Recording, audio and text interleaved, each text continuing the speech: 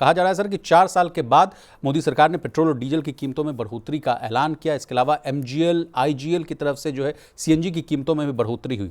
Straight of Hormuz को लेकर uncertainty के बीच जो है क्रूड ऑयल की आज की ताज़ा तस्वीर है वो $160 के आसपास है। रुपए में कमजोरी जारी है। डॉलर के मुकाबले ये 96 के करीब जो है तक ये फिसलता हुआ दिख रहा है। एफआईएस की बिकवाली जो है थमती नजर नहीं आ रही है। कैश मार्केट में जो है 187 करोड़ की खरीदारी है। लेकिन सर 4 साल के बाद जो पेट्रोल डीजल की कीमत बढ़े हैं उसके बाद सर क्या करने की सलाह होगी ओएमसी स्टॉक्स पर?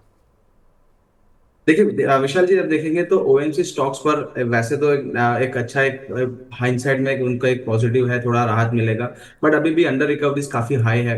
करीबन लास्ट रिपोर्ट जो मैंने पढ़ी थी उस टाइम आप देखेंगे तो करीबन 2 लाख करोड़ का अंडर रिकवरी हो चुका था। तो जी। ओएमसी स्टॉक्स में और एचपीसीएल का अर्निंग्स आने के बाद उनके मैनेजमेंट ने भी गाइडेंस देने से मना कर दिया था कि नेक्स्ट क्वार्टर में क्या हो सकता है उनको भी नहीं पता है। तो जो क्रूड के एलिवेटेड प्राइसेस है अभी भी आप देखेंगे तो 107 जो ब्रांड क्रूड है 102 के अराउंड अपना डब्ल्यूपीआई चल रहा है। तो यहाँ पर अभी भी कोई राहत नहीं मिल रही है। और मैंने अभी एक ब्रोकरेज का रिपोर्ट पढ़ रहा था, वहां पर अभी भी 11 रुपीज तक का हाइक पॉसिबल है। उन्होंने बताया था कि 11 रुपीज तक का हाइक अगर करते हैं तब यहाँ पर ओएमसीज को नेट नेट उनको लॉसेस जो जा रहे हैं जो हर रोज के बेसिस पे क्रूड का जो वॉलेटिलिटी है उसके बेसिस पे उनका अंडर रिकवरी रिकवर हो सकता है। तो अभी भी काफी लॉस में है। और आई थिंक मार्केट जो एक्सपेक्ट कर रहा था जो हाइक आएगा, इतना हाइक यहाँ पर नहीं आया है, मगर जी। एक छोटी सी राहत मिली है उनके लिए।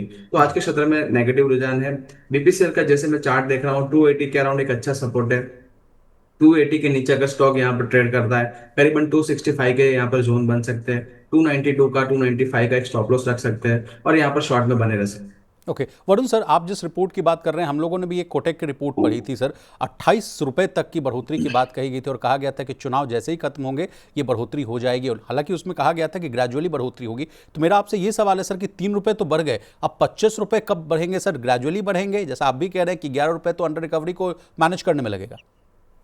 जी बिल्कुल। देखिए यहाँ पर विशाल जी खतरा तो बना हुआ है। और जैसे आप देखें गवर्नमेंट के स्टांस देखेंगे तो एक स्लोली एंड ग्रेजुअल मैनर में यहाँ पर हमारे जो इंडियन जो पॉपुलेशन है उनको तैयार करने की कोशिश की है। मोदी जी ने हैदराबाद स्पीच में बताया था कि आपको कैसे कंजर्वेटिव रहना है, कैसे अपनी जो इम्पल्सिव बाइंग है वो कंट्रोल करनी है। साथ ही में आप देखेंगे गोल्ड इंपोर्ट पर यहाँ पर जो स्ट्रिक्ट रिस्ट्रिक्शन होते हुए दिख रहे हैं। साथ ही में आप ओएमसी पर जो एक राहत देखी क्योंकि उनका एक अंडर रिकवरी काफी बड़ा है, थ्री जी। रुपीज है। अगर क्रूड एलिवेटेड लेवल पे रहता है और देखिए ऊपर का क्रूड का अगर मैं चार्ट देख रहा हूँ तो यहाँ पर आप देखेंगे तो 115 का एक रेजिस्टेंस जोन है, करीबन नीचे के साइड पर 90-95 का एक सपोर्ट जोन है। अगर 115 के ऊपर क्रूड चलना शुरू करता है तो यहाँ पर और जो ज्यादा प्राइस हाइक आने की संभावना है।